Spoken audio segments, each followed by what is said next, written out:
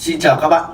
Hôm nay thì mình sẽ chia sẻ với các bạn một cái tính năng của Google Ads, đó là tính năng chèn từ khóa cho văn bản quảng cáo mà các anh em mọi người thường hay nói, đó là cái tính năng bọc key.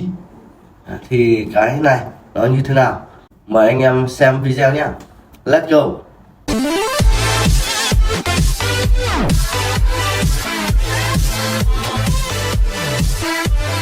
Trên màn hình của mình đây là Google Ads.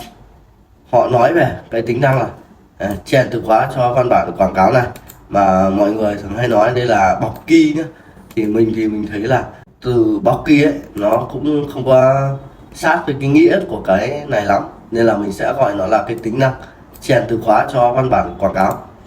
Và cái cách thức hoạt động của cái tính năng này nó như thế nào? Thì ở đây Google có nói là cách hoạt động này. Giả sử bạn đang quảng cáo về một cửa hàng sô-cô-la, bạn có thể sử dụng mã chèn từ khóa trong tiêu đề của quảng cáo. Đấy là cái dòng tiêu đề này là mua này. Đấy, với cái đoạn mã này móc nhọn keyword 2 chấm chocolate đóng móc nhọn. Google Ads sẽ tìm cách thay thế mã này bằng một trong các từ khóa trong nhóm quảng cáo của bạn. Đây, trong nhóm quảng cáo của bạn có, ví dụ là có 3 từ khóa này: đối sánh rộng này, sô cô la đen này, sô cô la không đường này, và kẹo sô cô la cho người sành ăn. Đấy, và nó có nói thêm một cái ý nữa. Nhưng khi không thể thay thế mã này, Google Ads sẽ sử dụng từ khóa sô cô la. Sô cô la chính là cái chocolate này nhé. Chocolate này nó là tiếng Anh, còn cái sô cô la này nó là tiếng Việt. Đấy.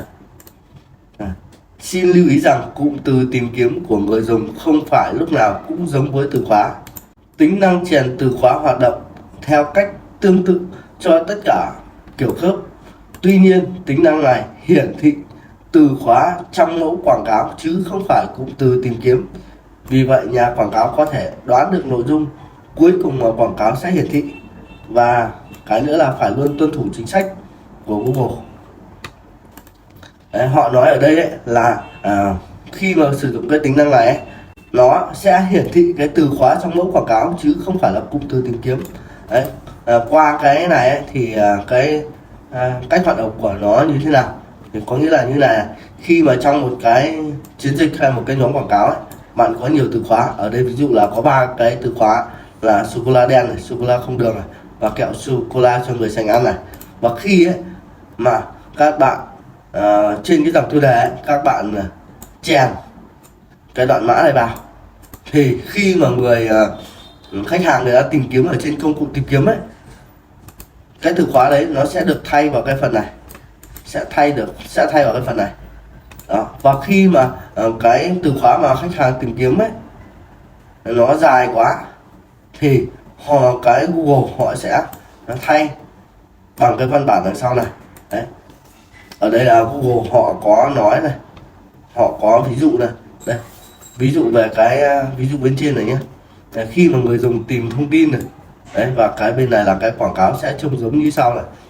Người dùng mà tìm là thanh sô cô la đen thì nó sẽ hiển thị là mua sô cô la đen. Đây nhá, cái dòng tiêu đề này là mua này, mở ngoặc này, mở ngoặc cái keyword này, chocolate này, đóng ngoặc này. Thì khi mà người dùng tìm là thanh sô cô la đen thì nó sẽ hiển thị là mua sô cô la đen. Tại vì sao nó lại hiển thị là mua sô cô la đen? Tại vì là cái thanh sô cô la đen này, cái nghĩa của nó gần nhất với lại cái từ khóa của mình là sô cô la đen. Chính vì vậy mà nó sẽ hiển thị là mua sô cô la đen. Tại vì là nó sẽ chỉ hiển thị được cái từ khóa mà mình cài đặt ở trong cái nhóm quảng cáo hoặc là trong cái chiến dịch của mình thôi, chứ nó không hiển thị được đầy đủ cái thông tin mà người ta tìm kiếm. Nên là nó sẽ hiển thị là mua sô cô la đen. Đấy, cũng tương tự như vậy với lại cái từ khóa sô cô la không đường này. Khi mà người ta tìm kiếm là sô cô la không đường thì nó sẽ hiển thị là mua sô cô la không đường. Đây, mua này. Đấy, cộng với lại cái từ khóa này. Và cái cuối cùng này là một cái từ khóa khá là dài: kẹo sô cô la cho người sành ăn, thì nó sẽ chỉ hiển thị là mua sô cô la thôi. Thì tại sao nó lại hiển thị như vậy? Thì ở đây các bạn để ý đây, một cái dòng tiêu đề của mình nó chỉ có 30 ký tự thôi. đấy, cái từ mua này, tính cả những cái dấu cách nhé, cộng với lại cái từ khóa của mình, cộng với những cái từ khóa này. Ví dụ là khách hàng họ tìm kiếm về một cái từ khóa mà cái ý nghĩa của nó gần với lại là cái sô cô la đen này nhất, thì nó sẽ hiển thị là mua sô cô la đen. Khi mà cái dòng tiêu đề của mình này, cái từ mua này cộng với lại cái sô cô la đen này, cộng với cả những cái dấu cách nhá, mà nó nhỏ hơn 30 ký tự ấy, thì nó sẽ hiển thị là sô cô la đen. Nhưng mà khi mà cái từ khóa dài như thế này đấy, và cộng với cả cái từ mua này nữa, nó vượt quá 30 ký tự, thì lúc đấy nó sẽ hiển thị cái văn bản đằng sau này là cái chocolate này. Cái chocolate này nó là tiếng Anh nhé, còn khi mà hiển thị bằng tiếng Việt đấy thì nó sẽ hiển thị là sô cô la.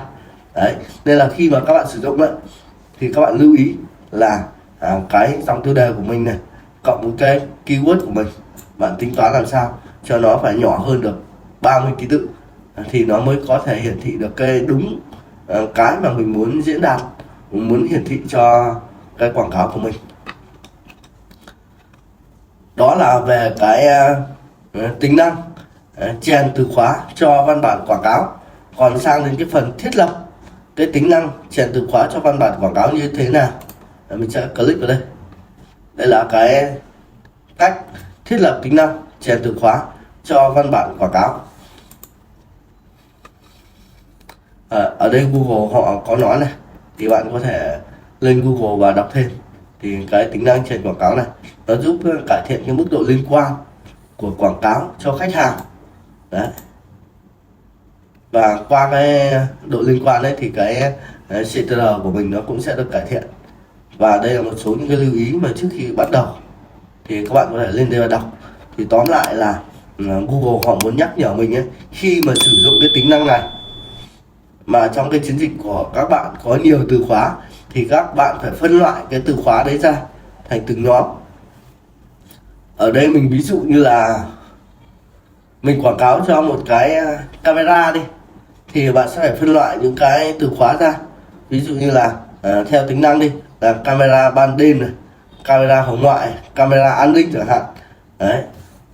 Khi đó thì các bạn làm những cái dòng tiêu đề, ví dụ như là mua này, mở móc nhọn là keyword, hai chấm văn bản muốn hiển thị, đóng móc nhọn, xong rồi là giá rẻ đi.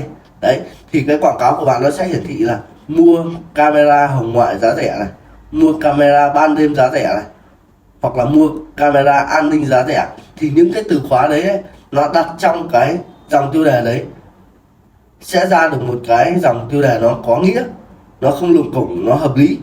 Chứ bây giờ mà các bạn lại cho thêm một cái từ khóa, ví dụ như là camera giá tốt vào trong chung với lại cái ba cái từ khóa lúc nãy, thì khi mà khách hàng người ta search là camera giá tốt, thì có phải nó sẽ hiển thị trên cái dòng tiêu đề là mua camera giá tốt giá rẻ. Đấy, lúc đấy thì cái câu cú nó khá là lủng củng. Chính vì vậy là các bạn phải phân loại ra. Nếu mà các bạn sử dụng nhiều từ khóa thì mình sẽ phải phân loại những cái từ khóa đấy ra cho nó hợp lý với những cái dòng tiêu đề hoặc là những cái dòng mô tả. Thì ở đây là Google họ hướng dẫn cái cách sử dụng.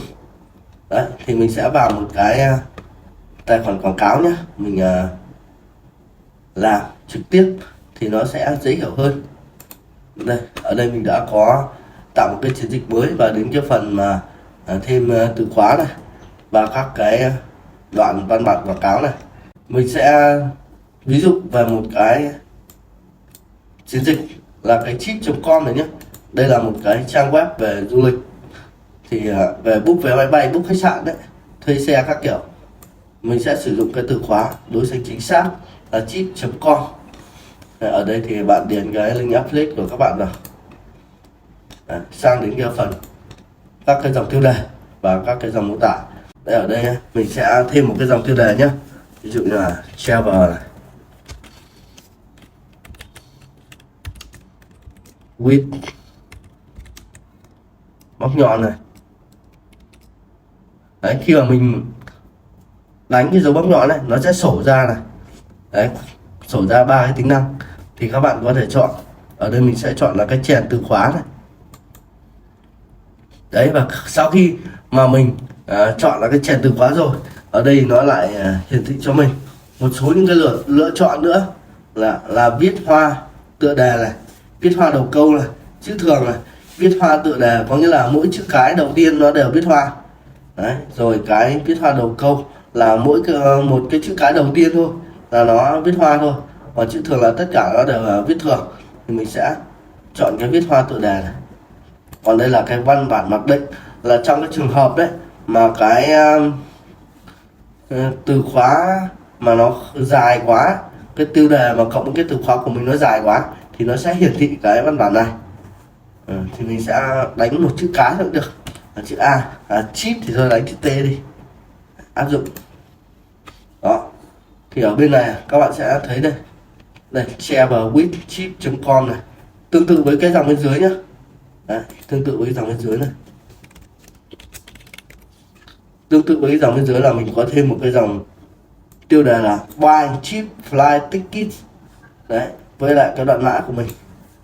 Thì bên này là cái Google họ mô phỏng cái quảng cáo của mình, nó sẽ hiển thị đấy là buy cheap flight ticket chip.com. Chip.com chính là cái từ khóa của mình đây. Đấy, và travel with chip.com. Chip.com chính là cái từ khóa của mình đây. Ngoài những cái dòng mô tả này thì các bạn có thể thêm được cả vào những cái nội dung mô tả này. Đấy, ví dụ là đó, thì nó cũng tương tự với lại cái dòng tiêu đề. Cái văn bản này thì bạn có thể đánh một cái chữ cái thôi cũng được, hoặc là bạn đánh cái gì văn bản nào bạn muốn hiển thị cũng được, nhưng mà nó sẽ ngắn ngắn thôi. Đấy, xong các bạn viết thêm vào thì chỗ này nó sẽ là cái chip.com nhá, còn đằng sau ấy là bạn sẽ viết thêm những cái dòng mô tả vào. Cái phương pháp này thì mọi người cũng sử dụng ấy để tránh được một cái lỗi khi mà mình lên cam Google, đó là cái lỗi mà thương hiệu trong văn bản quảng cáo. Cái con chip này nếu mà các bạn lên bình thường ấy thì nó cũng sẽ dính cái lỗi là thương hiệu trong văn bản quảng cáo là chip.com. Thì các bạn sử dụng cái cách này ấy, nó sẽ không bị cái lỗi đấy.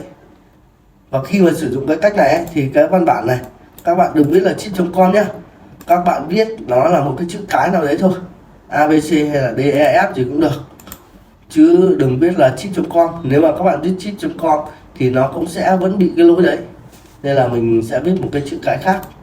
Và khi mà các bạn sử dụng cái tính năng này thì các bạn nên tính là cái dòng tiêu đề này nó chỉ được có 30 ký tự thôi, nên là những cái từ này cộng với cái keyword của mình nó phải nhỏ hơn 30 ký tự, để khi mà cái quảng cáo của mình nó hiển thị ấy, nó được cái ý nghĩa nó phù hợp nhất, nó tốt nhất. Chứ nếu mà cái từ khóa cộng với những cái từ của mình ở trong tiêu đề hoặc là trong cái dòng mô tả này nó dài quá thì lúc đấy nó sẽ chỉ có hiển thị cái văn bản đằng sau này thôi. Ví dụ là một chữ T này, nó sẽ ảnh hưởng tới cái chất lượng quảng cáo của mình. Mô tả thì là 90 ký tự, còn đâu cái dòng tiêu đề nó là 30 ký tự. Qua cái ví dụ này thì mình nghĩ là các bạn cũng đã hiểu phần nào về cái cách sử dụng cái tính năng là chèn từ khóa trong văn bản quảng cáo, hay là mọi người cũng nói đây là cái phương pháp là bọc key ấy. Đấy, thì cái video ngày hôm nay thì mình cũng xin tạm dừng ở đây, và rất mong các bạn là có những cái kiến thức bổ ích khi mà xem xong cái video này. Và về Google Ads ấy, thì mình cũng đã khá là nhiều những cái video rồi, và chắc là cũng hết bài rồi. Đấy, sắp tới thì mình sẽ tập trung vào làm về free traffic ở trên kênh YouTube, và rất mong các bạn ủng hộ mình nhé. Hẹn gặp lại các bạn trong những cái video tiếp theo. Xin chào.